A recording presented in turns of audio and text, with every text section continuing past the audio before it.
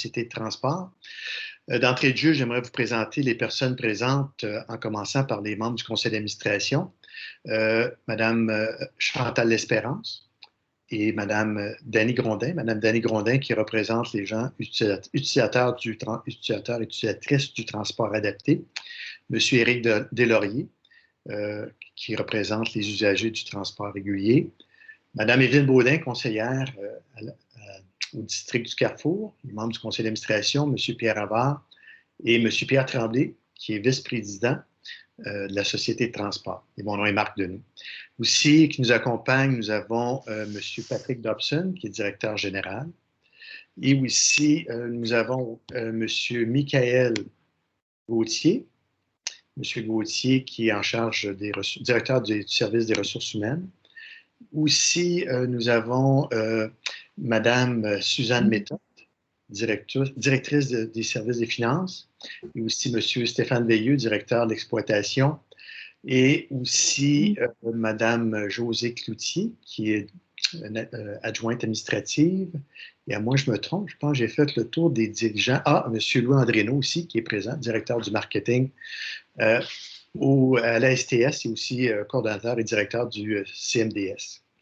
Donc, je suis membre du conseil d'administration. Si vous êtes d'accord, on peut commencer avec l'ouverture de l'Assemblée et l'adoption du procès-verbal de la séance du 10 février 2021. C'est conforme à vos propos et décisions qu'on a tous pris ensemble? Oui. Oui. Parfait. Adoption de l'ordre du jour. Monsieur le directeur général, il n'y avait pas de sujet ajouté à l'ordre du jour? Aucun sujet à ajouter.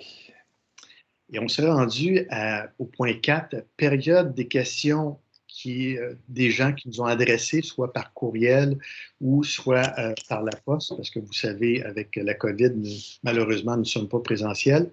Donc, Monsieur le directeur général, nous avons une correspondance que nous avons reçue. Excusez-moi. Oui, effectivement, on a une correspondance de Mme France Croteau, coordonnatrice du RUTASM. Ça se décline en 4 points. En résumé, Mme Croteau nous propose que les personnes âgées qui sont non admissibles au transport adapté soient déplacées par le service de transport adapté de la STS durant la période de vaccination.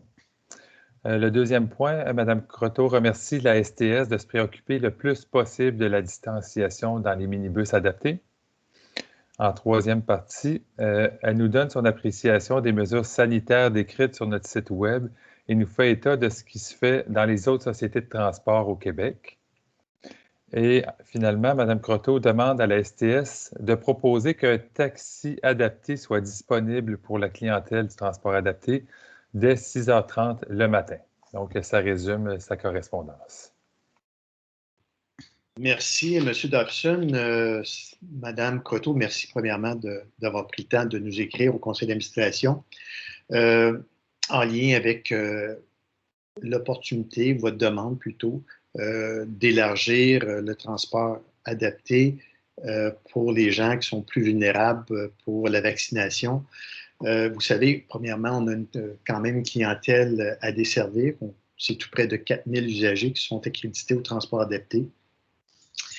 Et aussi, il faut comprendre le rôle de chacun dans l'organisation du transport des personnes. Il y a quand même des entreprises que vous, souvent, vous défendez les enjeux en lien avec la COVID, puis aussi le manque de financement ou le manque de revenus, entre autres les chauffeurs de taxi.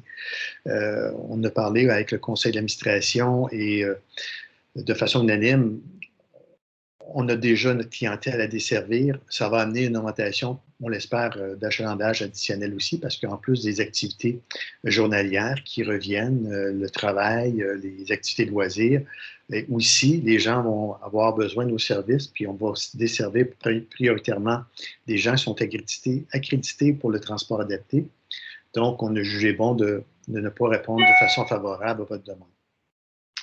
En lien avec le respect des mesures de distanciation, on vous l'a toujours dit, notre préoccupation était bien entendu de s'assurer de la sécurité de nos usagers, qui inclut les usagers du transport régulier et aussi du transport adapté. Et dans un objectif, dans plusieurs secteurs, entre autres le taxi, on vous avait dit qu'on voudrait dans un objectif maximal, toujours s'assurer qu'il y ait seulement un usager dans les voitures taxi. Quand ceux-ci sont de la même adresse, on pourrait avoir plus qu'un passager à l'intérieur.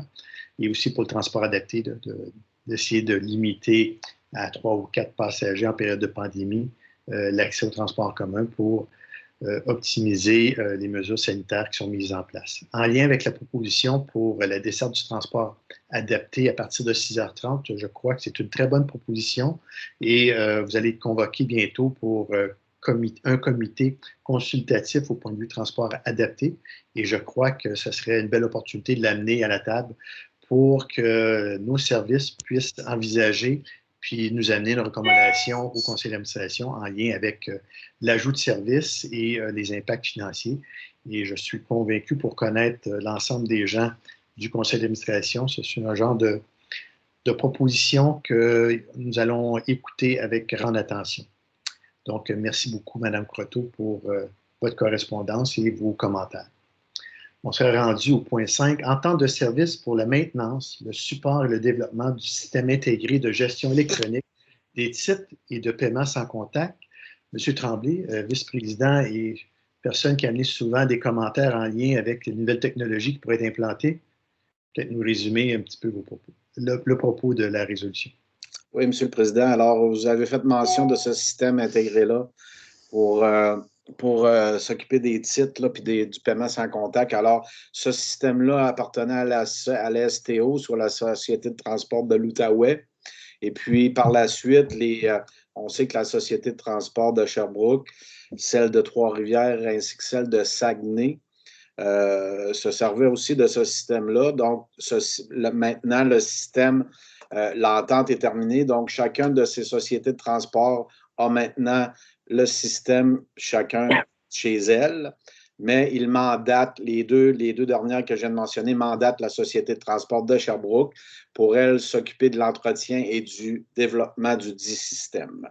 Donc, ils vont se servir de l'expertise de nos gens à la STS. Alors, encore une fois, c'est un bon point pour nous, hein, je pense, là, à l'effet que si les autres sociétés de transport nous font confiance comme leader pour s'occuper du système intégré, ben, ça veut dire que les gens de l'administration font extrêmement bien leur travail, toute l'équipe de la STS.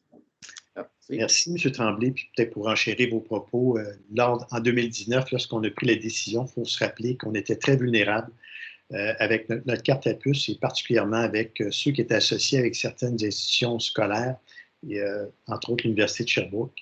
Et le conseil d'administration et la direction ont pris la décision de mettre en place une ressource qui serait dédiée à régler ces problèmes-là et sans avoir à dépendre d'un tiers pour trouver des solutions. Et nous sommes en mesure de constater que ça a été des plus efficaces et félicitations à l'organisation pour la mise en place de cette intervention qui a résolu beaucoup de problèmes, autant pour nos usagers que les employés à la Société de transport.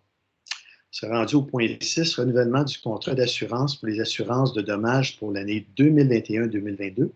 Madame Évelyne Baudin, qui préside le comité des finances. Oui, alors, il faut qu'on renouvelle nos assurances en date du 31 mars 2021. Alors, les assurances ont augmenté cette année. On a observé aussi la même chose du côté de la ville de Sherbrooke. Donc, il semble y avoir quelque chose dans l'industrie qui fait que les prix augmentent. Le coût total annuel excluant la taxe de vente de 9 % est de 394 400 $. Alors, et le courtier, c'est Aon Courtier d'assurance qui nous assure. Et l'augmentation est de 72 000 $, qui représente environ 16 % d'augmentation. Donc, merci beaucoup de l'explication, Mme Baudin. Nous sommes rendus au bordereau de correspondance. Monsieur Éric Deslauriers, représentant des usagers du transport régulier. Oui, effectivement. Donc, il y a un bordereau de correspondance à déposer qui a été destiné le 17 février dernier par le représentant du ministère des Transports, M. Guy Aymon, qui avait pour objet le versement des sommes perçues par la Société d'assurance automobile du Québec pour le 4e trimestre de l'année 2020 de la contribution des automobilistes au transport en commun Donc, le fonds des transports, le fonds des réseaux de transport terrestre. Merci. C'est la seule communication qu'il y a eu. Excellent, mais merci beaucoup. On serait rendu au message des membres du conseil d'administration. On pourrait commencer par Mme Chantal L'Espérance. Pas de message, M. le Président. Merci beaucoup. Mme Grondin Pas de message de mon côté non plus. et Mme Baudin. Pas de message non plus. On a de chance, nos succès avec le côté féminin du conseil d'administration. On va essayer avec M. Deslauriers Pas de message de mon côté non plus. et M. Havard Ah, pas de message, M. le Président. et M. Tremblay. Le même message que mes collègues. Au moins, on va souhaiter un bon printemps aux gens. Il arrive le 21 mars et on se revoit à la prochaine séance du mois d'avril. Et merci à tous et bon restant de semaine. Merci et merci à l'administration pour le support. Merci à tous. Salut bien. Au revoir. Au revoir. Bonsoir.